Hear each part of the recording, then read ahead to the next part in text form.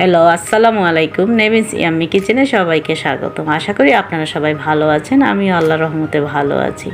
আজকে আপনাদের জন্য একটা নতুন রেসিপি নিয়ে আসলাম, যা হলো মুরগির গিলা কলিজা আলু দিয়ে ভুনা।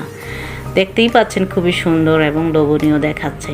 যদি আমার এই ভিডিওটি ভালো লাগে অবশ্যই লাইক, কমেন্ট, শেয়ার এবং সাবস্ক্রাইব করবেন। আর আপনাদের সঙ্গে সবসময় আমি আছি এবং থাকবো। আপনারাও আমার সঙ্গে এভাবে সবসময় থেকে যাবেন ইনশাল্লাহ। এখন দেখতেই পাচ্ছেন আপনারা কি সুন্দর একটা রান্না এবং খুবই কালারফুল হয়েছে। আমি খেয়েছিলাম, খুবই মজা হয়েছিল। দেখেন আজকে আমি রুটি দিয়ে খেয়েছি। আপনারা চাইলে ভাত, সাদা পোলাও দিয়ে খেতে পারেন।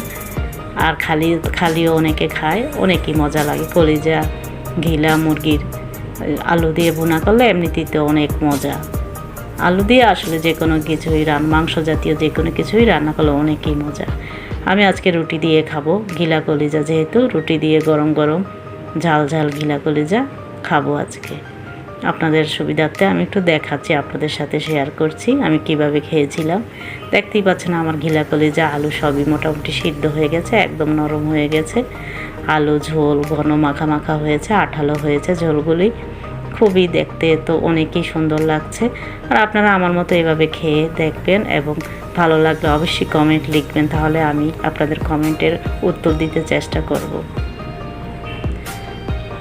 এখন মূল রান্নায় চলে যাব। আমি প্রথমেই 250 গ্রাম ঘিলা কলিজা নিয়েছিলাম মুরগির, ধুয়ে পরিষ্কার করে পানি ঝরাই দিয়েছি। আপনারা দেখতেই পাচ্ছেন ঘিলা মুরগির। আর এটাও ঘিলা। প্রথম নিয়েছিলাম কলিজা, এগুলি সব ঘিলা। 8টা মুরগির ঘিলা, 8টা কইলা, 8টা কলিজা। 250 গ্রামের মতো হবে। আমি সাথে আলু দিব কিছু, দেখতেই পাচ্ছেন। আমি প্রায় 200 গ্রামের মতো আলু দিয়েছি। আলুটাও একটু ছোট ছোট করে 4 কোনা করে কেটে নিয়েছি। কেটে ধুয়ে পানিতে কতক্ষণ ভিজিয়ে রেখেছিলাম যাতে আলু কালো কালো ভাবটা চলে যায়। এখন আপনাদের দেখানোর জন্য আমি আগেই কেটে ধুয়ে পানি ঝরিয়ে দেখাচ্ছি। আলুগুলো আপনারা চাইলে আরও বড় করেও কাটতে পারেন, আরও ছোট করেও কাটতে পারেন, তবে আমি ঘিলা কলিজা অনুযায়ী কেটেছিলাম। আর কি মশলা দিব তাও আপনাদের দেখাচ্ছি। 3টা তেজপাতা নিয়েছি, রসুন নিয়েছিলাম 3 চামচ, আদা বাটা নিয়েছিলাম 3 চামচের মতো। আর এখানে গোলমরিচের গুঁড়া নিয়েছি 2 চামচ। এটা হলো গরম মশলা নিয়েছিলাম 2 চামচ, ধনিয়া গুঁড়া নিয়েছিলাম 2 চামচ, জিরার গুঁড়া নিয়েছিলাম, ভাজা জিরার গুঁড়া 2 চামচ। আর এটা হলো কালো গোলমরিচের গুঁড়া নিয়েছিলাম 2 চামচ। এখন মূল রান্নায় যাব। আমি চুলায় যাব এখন, আপনাদের দেখাচ্ছি। 3 টেবিল চামচের মতো সরিষার তেল দিয়ে দিলাম। তেলটা গরম হওয়ার জন্য একটু অপেক্ষা করছি, যেহেতু সরিষার তেল একটু গরম হওয়ার জন্য অপেক্ষা করতে হয়। এখন আমি এক এক করে প্রথমেই আদা বাটাটা দিয়ে দিব। আদা 3 টেবিল চামচের মতো আদা বাটা, রসুন বাটাও দিয়ে দিলাম 3 টেবিল চামচ, তেজপাতা দিয়ে দিব। আজকে আমি আস্ত লং, দারচিনি, এলাচি ব্যবহার করব না, শুধু গুঁড়া ইউজ করব। হলুদ আর লবণ, মরিচ, এখানে মরিচ 2 চামচ দিয়ে দিলাম, হলুদ এখনও দেইনি। পেঁয়াজ বাটা দিয়ে দিলাম 3 টেবিল চামচের মতো। একটু পেঁয়াজ বাটা দিব, আজকে পেঁয়াজ কুচি দিব না। পেঁয়াজ বাটা দিলে ঝোলটা অনেকই গ্রেভি হয় এবং আঠালো আঠালো ভাব হয়, খুবই মজা লাগে। একটু পেঁয়াজ বাটা দিয়ে দিয়েছি 3 চামচের চেয়েও বেশি। দেখেন খুবই ঘন এবং আঠালো হয়ে যাচ্ছে ঝোল মশলাগুলি। পেঁয়াজ বাটাটা দিলে এমনিতেই তরকারি অনেক সুন্দর কালারফুল হয় এবং ঘন ঘন ভাব হয়। হলুদ দিয়ে দিলাম 1 টেবিল চামচের মতো, আরও 1 টেবিল চামচ হলুদ দিলাম।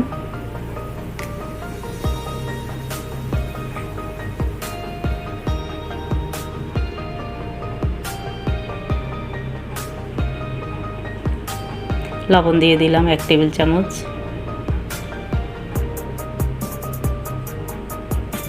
এখন একটু নেড়ে চেড়ে নিব মশলাটা ভুনা ভুনা হওয়া পর্যন্ত, এবং মশলার যে কাঁচা কাঁচা ভাব সেটা চলে যাবে। একটু নেড়ে চেড়ে নিব কিছুক্ষণ।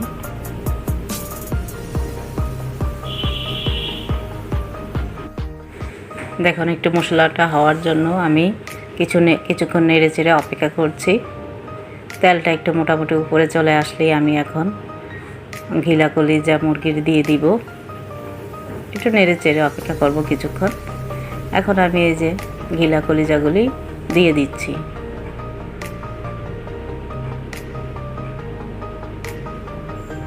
আসলে মুরগির যে কোনো অংশই এভাবে মশলার উপর রান্না করলে খুবই মজা লাগে। গরুর কলিজা, গরুর ফুসফুস এভাবে রান্না করলে আসলেই অনেক মজা। সাথে আলু দিলে তো আর কথাই নাই। আপনারা চাইলে আলু স্কিপও করতে পারেন। আমি আজকে আলু দিয়েছি, কারণ আলু দিলে যখন আমি রুটি দিয়ে খাবো তখন অনেকই মজা লাগবে, এজন্যই আমি আজকে আলু দিয়েছিলাম।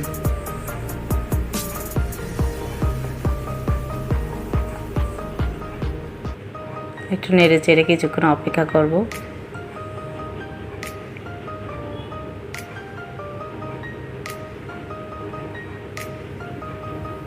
যেন মশলাটা না লেগে যায়, সেজন্য আবার নেড়ে দিব। যেহেতু পেঁয়াজ বাটা দিয়েছি, পেঁয়াজ বাটা দিলে মশলাটা লেগে যেতে থাকে, এজন্য আমি নেড়ে চেড়ে অপেক্ষা করব। একটু পরপর নেড়ে চেড়ে দিব মশলাটা কষার জন্য।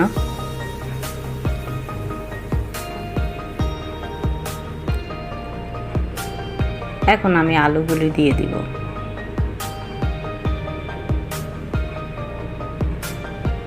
কারণ মুরগির ঘিলা কলিজা আলু একসাথেই সিদ্ধ হবে, কারণ এখানে বেশি আগে মুরগির ঘিলা কলিজা আগে দিলে একটু পানি দিলে বেশি সিদ্ধ হবে, আলু দিলে পরে একই পরিমাণ সিদ্ধ হবে না। সুতরাং আমি একসঙ্গে দিয়ে দিয়েছি যাতে একসাথেই সব মশলা সহ একসাথে সিদ্ধ হয়ে যায়। যেহেতু এগুলো আমাদের কক মুরগি, এখানে তো দেশি মুরগি না, যেগুলো আমাদের দেশে ফার্ম ছাড়া হয় সেগুলো হলো দেশি মুরগি। আর এগুলো যেহেতু কক মুরগি, এগুলি তো ঘিলা কলিজা বেশি পানি দিয়ে সিদ্ধ করতে হয় না, অল্প পানিতেই সিদ্ধ হয়ে যায়। এজন্য আলুও সাথে একসঙ্গে দিয়ে দিলাম আমি, যেন তাড়াতাড়ি সিদ্ধ হয়ে যায় একসঙ্গে। এখন আমি কিছুক্ষণ ঢাকনা দিয়ে রেখে দিব, 3-4 মিনিটের মতো রেখে দিব চুলার আঁচ কমিয়ে। দেখুন আমি ঢাকনা উঠাচ্ছি, এই যে একটু একটু গায়ে গায়ে জল চলে আসছে। এখন আমি নেড়ে চেড়ে দিব। আমি এখনও কিন্তু কোনো পানি দেই নাই, আপনারা দেখাবো আমি কীভাবে পানি দিব।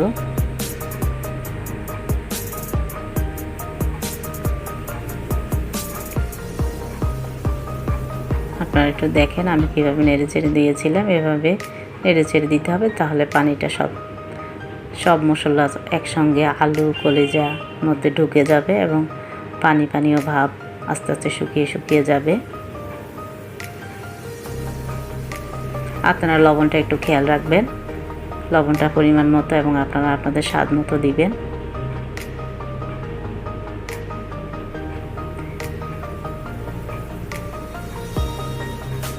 আপনাদের সুবিধার্থে আমি দেখাচ্ছি পুরো ভিডিওটি কীভাবে রান্না করেছিলাম। আপনারা এভাবে আমার মতো করে দেখে দেখে রান্না করবেন এবং খেয়ে নেবেন। এখন আমি 1 কাপের মতো নর্মাল পানি, ঠান্ডা পানি দিয়ে দিলাম। আরও পানি লাগবে, কারণ এতটুকু অল্প পানিতে সিদ্ধ হবে না। আমি আরও পানি দিব, আপনাদের দেখাচ্ছি।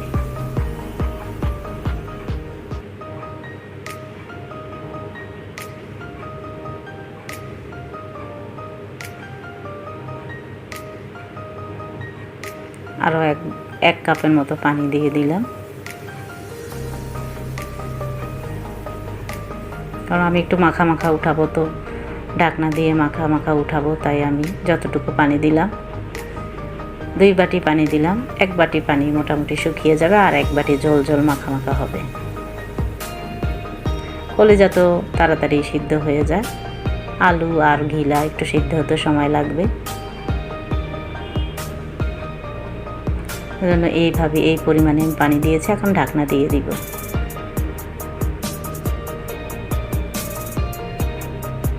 দেখেন ঢাকনা দেওয়ার পরে আবার আপনাদের দেখাচ্ছি, একটু বলক আসলো, একটু নেড়ে চেড়ে দিলাম।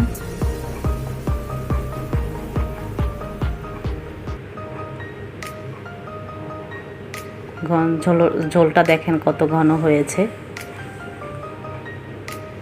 আবার ঢাকনা দিয়ে দিব।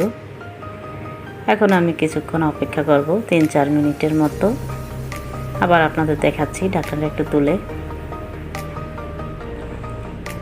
এই পর্যায়ে এখনও কিন্তু আলু সিদ্ধ হয়নি, আরও সিদ্ধ হবে। দেখেন এখনও কাঠি দিয়ে ভাঙা যাচ্ছে না আলুগুলো, আপনাদের দেখাচ্ছি। আর একটু সিদ্ধ হবে, সেজন্য আমি আরও ঢাকনা দিয়ে দিব। আগে একটু গুঁড়া মশলাগুলি দিয়ে দিই, তাহলে সুন্দর ফ্লেভার এবং ঘ্রাণ আসবে। গোলমরিচের গুঁড়া দিয়ে দিলাম, ধনিয়া গুঁড়া দিয়ে দিলাম, জিরার গুঁড়া দিয়ে দিলাম, গরম মশলা গুঁড়া দিয়ে দিলাম, সব একসাথে করে। এখন সুন্দর কালার চলে আসবে এবং মাখা মাখা হয়ে যাবে। তারপর আমি এবার এই গুঁড়া মশলাগুলি দেওয়ার পরে ঢাকনা দিয়ে চুলাটা একটু মিডিয়াম আঁচ করে রাখবো, কারণ তাহলে ঘ্রাণটা চলে যাবে। মিডিয়াম আঁচ করে প্রায় 5 মিনিটের মতো রেখে দিব এবং মাখা মাখা হলে তারপর উঠাবো এবং আপনাদের দেখাচ্ছি।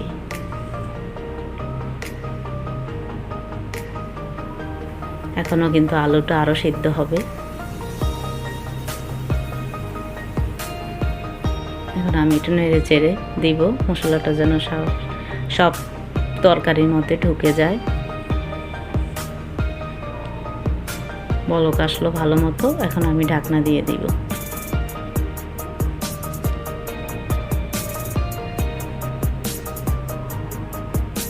এই যে ঢাকনা দেওয়ার পর আমি 5 মিনিট পরে ঢাকনা খুলে আপনাদের দেখাচ্ছি। দেখেন উপরে মোটামুটি তেলটা উপরে চলে আসছে, ঝোলটা নিচে রয়ে গেল।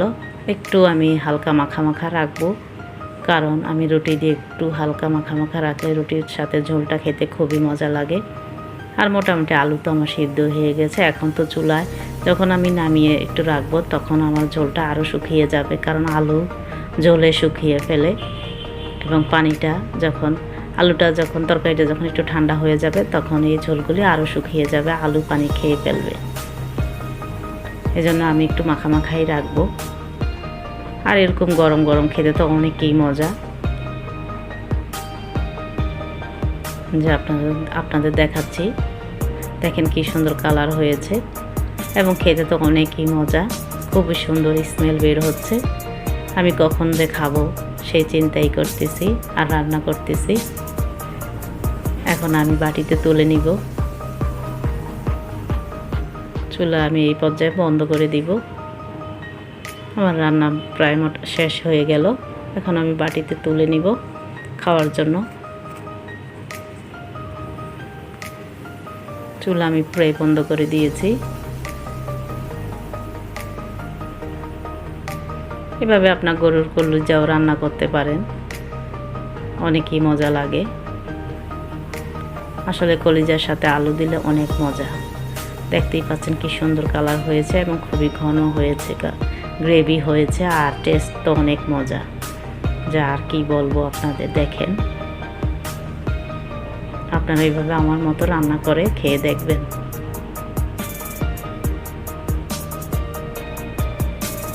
আর আপনাদের যদি এই ভিডিওটি ভালো লাগে, অবশ্যই আমার সঙ্গে থাকবেন, আমার জন্য দোয়া করবেন। আসসালামু আলাইকুম।